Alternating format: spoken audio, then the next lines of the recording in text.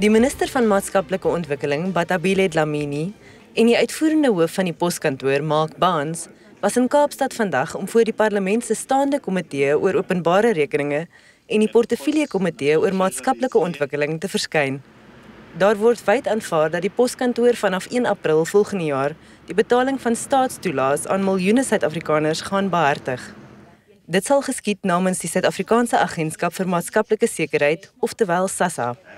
Die konstitusionele hof het Dlamini in Maart beveel om die saak voor dan op te los en striemende kritiek op haar hantering daarvan gelewer. Sy het al verskeie sperdatums gemis en word daarvan beskuldig dat sy haar voete sleep en 'n nuwe krisis skep. Sy blyk gekant te wees teen die Poskantoor en beweer die instelling is nie in staat om so 'n massiewe projek te behartig nie. Barnes sou egter voet by stuk die Poskantoor voldoen aan al die vereistes. Uiteindelik is ooreengekom dat Sassa en die Poskantoor môre aand 6uur verslag moet doen oor die vordering van hulle onderhandelings. Barnes sê hy is optimisties. I've got an open mind on this. As ons daar kom en ons is eerlik and we've got an open mind and we're both looking for the middle. As ons albei die middel soek, sal ons dit vind, maar albei moet die middel soek. Dlamini is ook daarvan beskuldig dat sy steeds die huidige diensverskaffer Cash Paymaster Services, oftewel CPS, wil behou. Die konstitusionele hof het bevind die kontrak met die maatskappy is ongeldig. Dlamini was vaag oor CPS se toekoms. The judgment is very clear. It says whoever we are going to work with must not be CPS. But also, you read the report of the CSIR, you see that there are areas where the post office thinks it's going to have some link with CPS. That is why I'm saying we must keep to our guns. 'n Parlementslid van die IFP, Liesel van der Merwe, sê Dlamini se gunstige houding teen CPS wek agterdog. Wel, dit is die groot vraag. Jy weet, dis die groot vraag. Hoekom CPS? Hoekom 'n maatskappy in sy posisie probeer hou wat 'n oorseese maatskappy is, 'n maatskappy wat biljoene rande uit die Suid-Afrikaanse taxbetaler, belastingbetaler gevat het.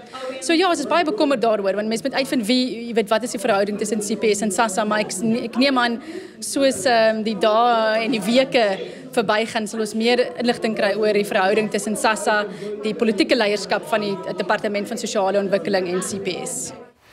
Phillip de Wet van die Mail and Guardian volg hierdie debakel nou reeds lankal en hy sluit nou by my aan. Phillip, ek het gesê alle oë was vandag by die parlement, jou nou ook, ek weet jy het ook ander sake dopgehou.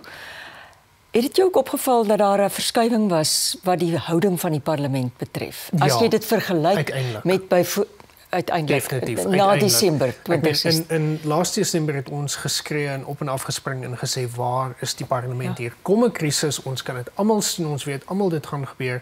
En die parlement en die komitee wat verantwoordelik is vir die oorsig van Bettie Kemp het teruggesit en gesê nie alles is oukei. Ons het geen rede om te dink dat hier moeilikheid is nie. Dit was die mees verstommende ding wat ek nog ooit uit die Suid-Afrikaanse parlement uit gesien het. Waar aanskryf jy dit toe?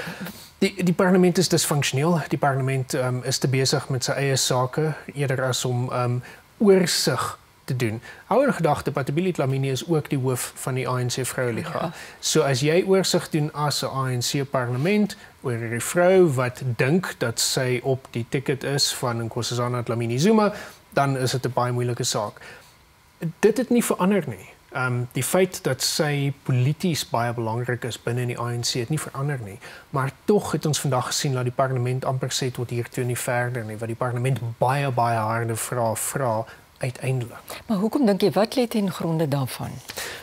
Ons stuur op 'n krisis af. Ons kan dit sien kom weer. Hoekom dink jy stuur ons weer op 'n krisis af? Dis natuurlik die vraag wat ons nie definitief kan antwoord so ver nie. Hopelik sal ons dit in die toekoms kan antwoord. Hopelik sal ons dit kan antwoord na die konstitusionele hof se funksie in Januarie om uit te vind of die minister gelieg het vir die konstitusionele hof. So ons kan nie op hierdie stadium sê sy is 'n leienaar nie, maar in Januarie gaan daar 'n week wees wat sy gaan moet verduidelik hoe sy dinge nie vir die konstitusionele hof vertel het nie. Ons weet nie vir 'n feit dat geld hande verwissel het nie. Ons weet wel dat CPS, Amerikaanse maatskappy, meer as 1 biljoen rand se profiet gemaak het uit hierdie kontrak tot nou toe. En ons weet dat die minister elke keer daar gestaan het en seker gemaak het dat daai kontrak nie verloor is nie vir jare. Soos Pravin Gordhan sê, miskien moet jy net connect the dots doen.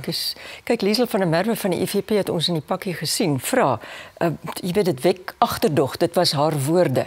En ek dink dit wek agterdog by baie mense. Hoekom die minister so vasklou aan die dienste van CPS? Dit lyk asof sy hulle nie wil laat gaan nie, sy nie die ander prosedures wil volg nie.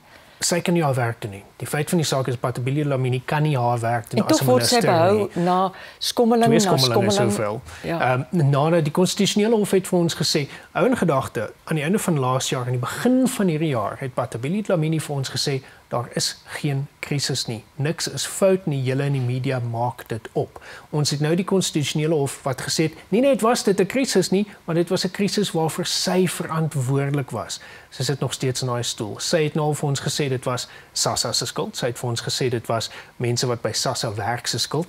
Ek sien vandag uit die parlement uit sê van my kollegas, sy het gesê dis patriargie se skuld dat mense haar nie glo nie. So iemand wat ons dink 'n leenaar kan wees, sê nee, die feit dat die mense luister wanneer die poskantoor praat en nie luister wanneer ek praat nie, is omdat ek 'n vrou is. So wat anders ook al hier in die gang is, sy kan nie die werk doen nie en dit is 'n verskriklike belangrike werk.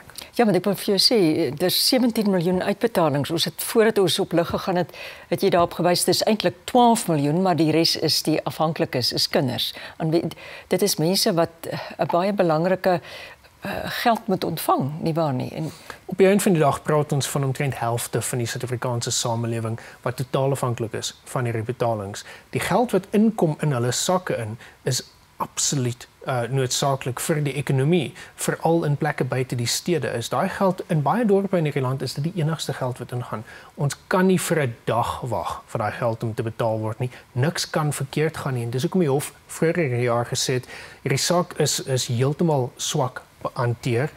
Dit staan buite die wet, maar ons kan nie nou die geld afsny nie. Ons moet die regering tyd gee om dinge reg te doen.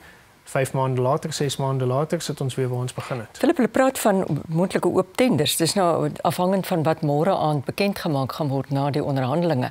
Maar jy weet, as 'n tenderproses nou begin, dan sit ons weer in 'n dit gaan ons neem tot by Februarie en dan is daar slegs 'n maand om Sassa het nog nie enkele van sy deadlines gemaak nie. Alles is altyd laat wanneer dit by Sassa kom. Tot die hofstukke wat hulle voor 'n hof moet sit, is laat elke keer. Sassa se plan, sonder daai laat kom, is dat hulle binne 101 werksdae hierdie tenders gaan afhandel, want dis veel werksdae ons oor het. Jy weet, Desember kom en daar's nie baie werksdae nie. Binne 101 dae gaan hulle hierdie tenders afhandel wat hulle vir 7-8 jaar nie kon doen nie.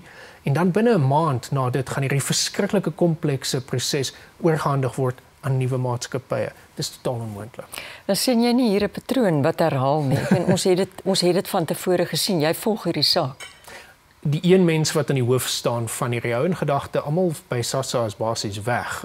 Die direkteur-generaal van die departement is weg, die hoof van Sassa is weg. Die minister het geloop die DG. Die minister is nog steeds daar. Ja. Die probleem is nog steeds daar. Dit is redelik duidelik dat daar iets aangaan tussen die twee. Word daar politieke punte aangeteken hier deur die ANC? Gedeeltelik. Ek meen soos wat mense vandag gesê het, die ANC se probleem is dat hy nou staan en dat sy minister en die hoof van die Vroueliga staan en beklei of lyk asof sy beklei dat die tender moet bly by 'n Amerikaanse maatskappy, by 'n maatskappy wat in Amerika genoteer is, terwyl die oppositiepartye, die IFP, die DA, sê maar dit moet na die staat toe gaan, dit moet, jy weet, ingetrek word. Dit is die ander party, is die poskantoor nie waar nie. Dit is die ander rolspeler nie waar nie. Die poskantoor het uitgekom want Lamini het vir ons bly sê ons kon nie iemand anders kry om hierdie job te doen nie. Jy weet, ons het probeer en ons moet woudig kom gepraat, ons al die ander maatskappye gepraat, niemand kan dit doen nie.